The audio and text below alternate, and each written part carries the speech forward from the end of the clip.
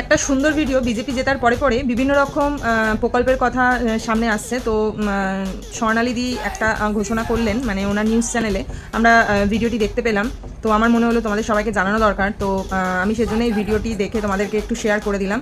এই ভিডিওটি দেখো, বিজেপি আসার পরে পরেই ঘোষণাটা হয়েছে। এবার ঘোষণাটা কতটা সত্যি কতটা মিথ্যা আমি জানি না, এখনও পর্যন্ত এই নিউজ চ্যানেলে আমি দেখেছি, তাই তোমাদেরকে শেয়ার করলাম। তোমরা এই ভিডিওটি দেখো, দেখে তোমাদের কি মতামত সেটা একটু জানিও অবশ্যই। তো চলো ভিডিওটি দেখে নেওয়া যাক। পুলিশে শুরু হবে নতুন বাহিনী, যার নাম হচ্ছে দুর্গা সুরক্ষা স্কোয়াড।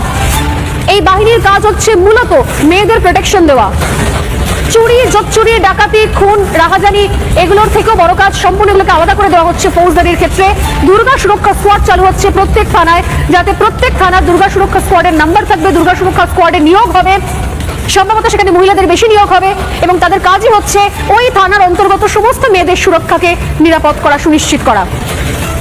পরের পয়েন্ট, সরকারি চাকরিতে 33% মহিলা সংরক্ষণ। অনেক হয়েছে, OBC A B C D E F G H, এবার আসুন মহিলা সংরক্ষণের বিষয়। সরকারি চাকরিতে 33% মহিলার সংরক্ষণের কথা বলা হচ্ছে এই সংকল্পপত্রে। মহিলাদের 3000 টাকা করে ভাতা দেওয়া হবে। এবার সেই ভাতার নাম ইতিমধ্যেই শোনা যাচ্ছে অন্নপূর্ণা ভান্ডার। 3000 টাকা করে দেওয়া হবে প্রত্যেক মহিলাদের।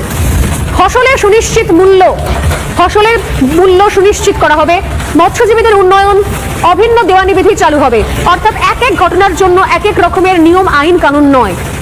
যদি কোনো অপরাধ হয় তাহলে একই শাস্তি সবার ক্ষেত্রে প্রযোজ্য। গবাদি পশু পাচার রোধ করা হবে। দার্জিলিং চাকে নিয়ে প্ল্যানিং রয়েছে বিজেপির, যদি আসে এই সরকারে তাহলে দার্জিলিং চায়ের ব্র্যান্ডিং তৈরি হবে। অষ্টম তপশিলে কুরমালি রাজবংশী ভাষা, সেই ভাষাগুলোকে রাখা হবে। বাংলায় আয়ুষ্মান ভারত হবে। আপনারা জানেন আয়ুষ্মান ভারতকে মমতা বন্দ্যোপাধ্যায় সরকার আটকে রেখে দিয়েছে স্বাস্থ্যসাথী কার্ডের একটা মূল্য গাজর ঝুলিয়ে। কিন্তু এই আয়ুষ্মান ভারত হলে যেখানে খুশি বিপদে যদি পড়েন, আপনারা যদি বেড়াতে গিয়েও পড়েন, তখন পরিযায়ী শ্রমিক যদি ভিন রাজ্যে গিয়ে অসুস্থ হয়ে পড়ে, তাহলে কিন্তু এই একটা কার্ড যথেষ্ট, তা হচ্ছে আয়ুষ্মান ভারত। বিনামূল্যে HPV টিকাকরণ করাবে সরকার। এবং আরো একটা গুরুত্বপূর্ণ, খুব গুরুত্বপূর্ণ, তা হচ্ছে বিনামূল্যে স্তন ক্যান্সারের পরীক্ষার বন্দোবস্ত করা হবে প্রত্যেক জেলায় জেলায়, প্রত্যেক ব্লকে ব্লকে, প্রত্যেক সরকারি হাসপাতালে ক্যাম্প করে বিনামূল্যে স্তন ক্যান্সার পরীক্ষা। যে লাস্ট পয়েন্ট এবং খুব গুরুত্বপূর্ণ পয়েন্ট, তা হচ্ছে ধর্মাচরণের স্বাধীনতা নিশ্চিত করা। না হিন্দুদের জন্য নয়, মুসলিমদের জন্য নয়, ধর্মাচরণের স্বাধীনতা নিশ্চিত করা। অর্থাৎ তোমার ধর্ম যা, সেই ধর্ম অনুযায়ী তুমি তোমার ধর্মীয় যে উৎসব করতে চাও, ধর্মীয় যে রীতিনীতি পালন করতে চাও, সেটা তুমি তোমার মতো করে করতে পারো। কারোর ক্ষমতা নেই সেখানে এসে ইন্টারফেয়ার করার।